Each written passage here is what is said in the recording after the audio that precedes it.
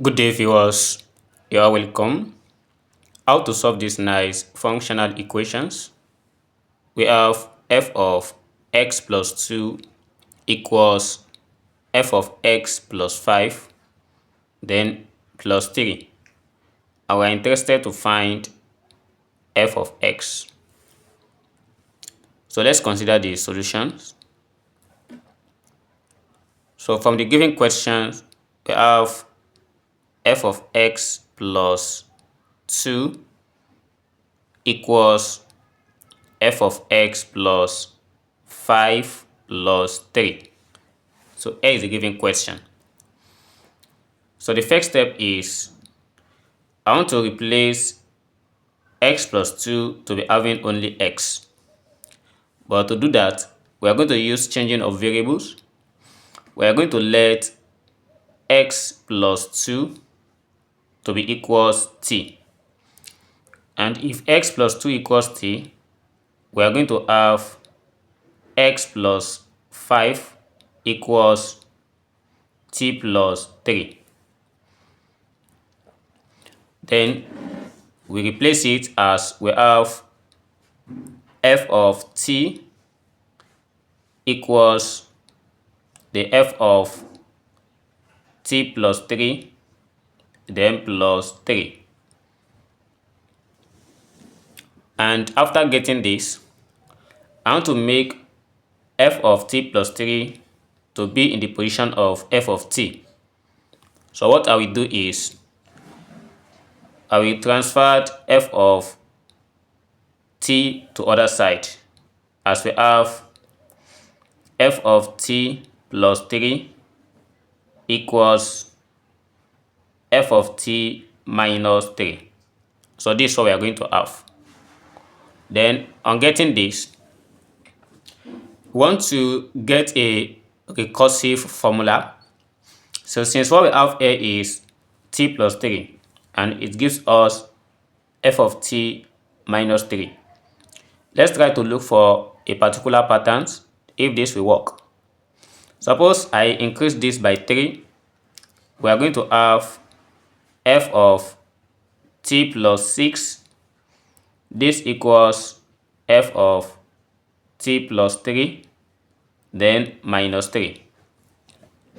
And with this, f of t plus 3, which is this, is given as f of t minus 3. So by replacing it, we have f of t plus 6 equals f of t minus 6. And again, if I increase again by 3, we are going to have f of t plus 9 equals f of t plus 6 minus 3, where f of t plus 6 is also given as f of t minus 6. So by replacing it, we have f of t plus 9 equals f of t minus 9. So this looks like we have a particular pattern. So what we get here is f is always decreases by 3 each time t increase by 3. So that is the pattern I derived. Then in a general form, we are going to look for n. If n is greater than or equals to 0, we are going to have for n greater than or equals 0. So the general form of this recursive is given as f of t plus 3n.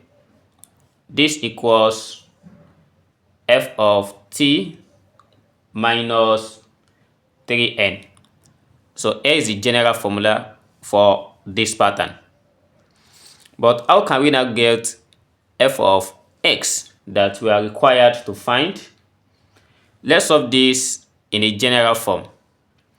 Considering the periodicity of this, suppose from the first equation that we got, f of t equals f of t plus 3 plus 3, if I look for a periodic function, let's say h of t, and we are going to have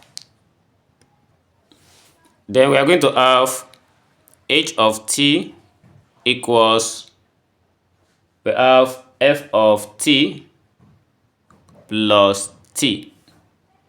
So if h is the periodic function, and if you recall from the equation we derived, which is f of t plus 3, which gives us f of t minus 3. And suppose I add t plus 3 to both sides, I want to derive something of this form. We are going to have f of t plus 3, then plus t plus 3 equals f of t minus 3, then plus t plus 3. From here, minus 3 cancelled plus 3. This gives us f of t plus 3 plus t plus 3 equals f of t plus t. So this looks like h of t plus 3. So this equals h of t. Then if you consider this as h is known as the periodic, and which always have the period of 3. So we have the period to be always 3, and we have this as a periodic function. So generally, if you try to let h be any function with period 3, then we are going to have f of t equals h of t minus t. So this implies that our f of t will be equals h of t then minus t. And changing t to x, we have f of x equals h of x minus x.